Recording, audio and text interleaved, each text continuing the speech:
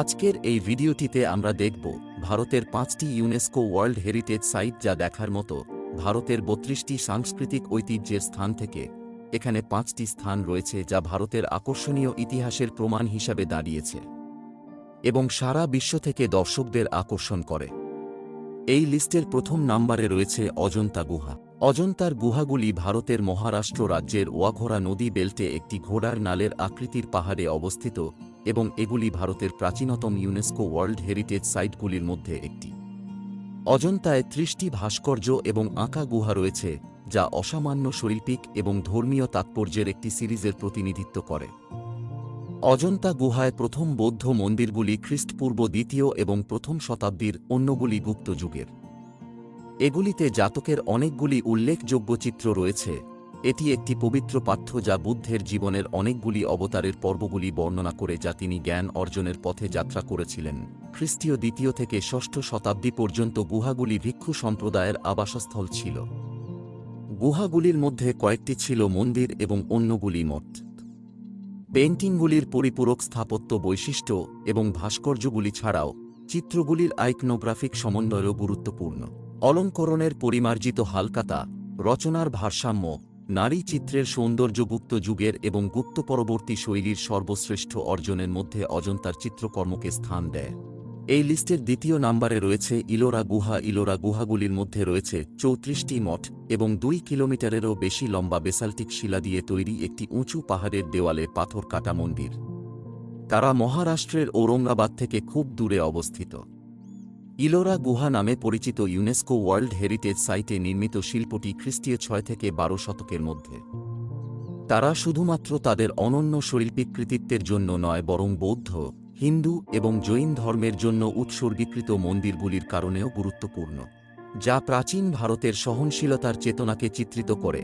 34টি মন্দির ও মঠ থেকে 12টি বৌদ্ধ, 17টি হিন্দু এবং 5টি জৈন সাইটটির উত্তর অংশে অবস্থিত এবং পরবর্তী সময়ের এই গুহাগুলি তাদের আশ্চর্যজনক ত্রাণ, ভাস্কর্য এবং স্থাপত্যের জন্য উল্লেখযোগ্য এবং মধ্যযুগে ভারতীয় শিল্পের সবচেয়ে সুন্দর কিছু কাজ রয়েছে যা 1983 সালে তৈরি হয়েছিল।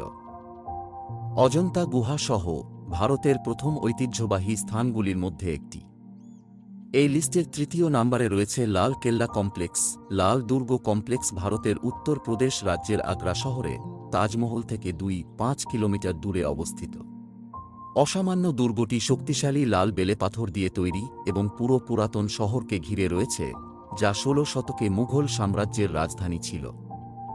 সম্রাট আকবরের রাজত্বকালে বেশিরভাগ দুর্গ নির্মিত হয়েছিল যখন তিনি আগ্রাকে তার রাজধানী ঘোষণা করেছিলেন এবং আকবরের নাতি শাহজাহানের সময় এটি তার বর্তমান চেহারা নিয়েছিল, যিনি সেই সময় তার স্ত্রীর জন্য তাজমহল তৈরি করেছিলেন। এটি 8 বছরের জন্য নির্মিত হয়েছিল এবং 1573 সালে সম্পন্ন হয়েছিল। দুর্গটি 3,80,002 এরও বেশি এলাকা ধারণ করে এবং এটি লাল বেলে পাথর দিয়ে নির্মিত হয়েছিল। দিল্লির দুর্গের মতো এই দুর্গটি মুঘল সাম্রাজ্যের অন্যতম প্রতিনিধিত্বমূলক নিদর্শন। মুঘল স্থাপত্য এবং পরিকল্পনা ছাড়াও তিমুরিদ, হিন্দু এবং পারস্য ঐতিহ্যের সংমিশ্রণ, ব্রিটিশ আমলের কাঠামো এবং দুর্গগুলির সামরিক ব্যবহারও রয়েছে। দুর্গটিকে 2007 সালে ইউনেস্কো ওয়ার্ল্ড হেরিটেজ সাইট হিসাবে মনোনীত করা হয়েছিল। বর্তমানে এটি আংশিকভাবে পর্যটকদের আকর্ষণ হিসাবে ব্যবহৃত হয় এবং অন্য অংশটি সামরিক উদ্দেশ্যে ব্যবহৃত হয়। এই লিস্টের 4র্থ নম্বরে রয়েছে তাজমহল। তাজমহল 73 মিটারেরও বেশি উচ্চতা এবং প্রস্থ থাকা সত্ত্বেও এই সত্যিকারের বিশাল কাঠামোটিকে ভূমির উপরে উঠতে থাকা সাদা ওজনহীন মেঘ বলে মনে হচ্ছে। তাজমহল কমপ্লেক্সকে ইন্দো ইসলামিক স্থাপত্যের সর্বশ্রেষ্ঠ স্থাপত্য কৃতিত্ব বলে মনে করা হয়। এটি শাসক শাহজাহান তার স্ত্রী মমতাজ মহলের জন্য নির্মাণ করেছিলেন, যিনি তার 14তম সন্তানের জন্ম দেওয়ার পরে মারা গিয়েছিলেন। তাজমহলের নির্মাণ 1631 থেকে 1648 সাল পর্যন্ত চলে। আগ্রার যমুনা নদীর তীরে এটি নির্মাণের জন্য সারা ভারত থেকে প্রায় 2,000 পাথর খোদাইকারী, রাজমিস্ত্রি এবং শিল্পীদের নিযুক্ত করা হয়েছিল। তাজমহল কমপ্লেক্সকে 5টি ভাগে ভাগ করা যেতে পারে: একটি নদীর তীরে সোপান, যার মধ্যে একটি সমাধি, মসজিদ এবং জাওয়াব প্যাভিলিয়ন সম্বলিত 4 বাগ বাগান এবং 2টি সহায়ক সমাধি সহ জিলাওহানু রয়েছে। ফোরকোর্টের সামনে তাজগঞ্জি, মূলত একটি বাজার, এবং যমুনা নদীর ওপারে রয়েছে মুনলাইট গার্ডেন। মূল প্রকোষ্ঠে মমতাজ ও শাহজাহানের জাল সাজানো সমাধি রয়েছে। যেহেতু মুসলিম ঐতিহ্য কবর সাজাতে নিষেধ করে, তাই জাহান শাহ এবং মমতাজের মৃতদেহগুলি কক্ষের নিচে অবস্থিত একটি অপেক্ষাকৃত সাধারণ কক্ষে স্থাপন করা হয়, যেখানে সেনোটাফ রয়েছে। স্মারক, নিখুঁতভাবে প্রতিসম তাজমহল কমপ্লেক্স এবং অর্ধমূল্যবান পাথর এবং বিভিন্ন সজ্জা সহ সমাধির আকর্ষণীয় মার্বেল দেয়াল এটিকে ভারতের সবচেয়ে বিখ্যাত ঐতিহ্যবাহী স্থান করে তুলেছে। এই লিস্টের পঞ্চম এবং শেষ নাম্বারে রয়েছে যন্তর মন্তর।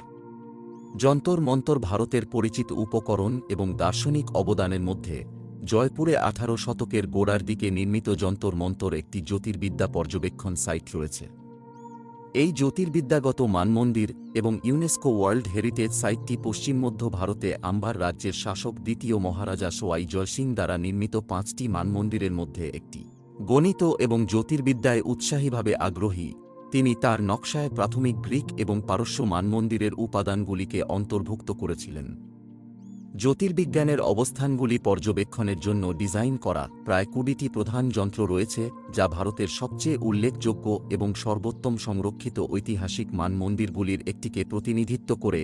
এই ঐতিহ্যবাহী স্থানটি মুঘল আমলের শেষ থেকে জয়পুরের মহারাজা সোয়াই জয়সিং এর দরবারের আকর্ষণীয় জ্যোতির্বিদ্যার দক্ষতা এবং মহাজাগতিক ধারণাও দেখায়। এই ছিল আজকের ভিডিও। ভিডিওটি ভালো লাগলে অবশ্যই একটি লাইক করে দেবেন। এরকম ধরনের নতুন নতুন ভিডিও পেতে চ্যানেলটিকে অবশ্যই সাবস্ক্রাইব করে দেবেন।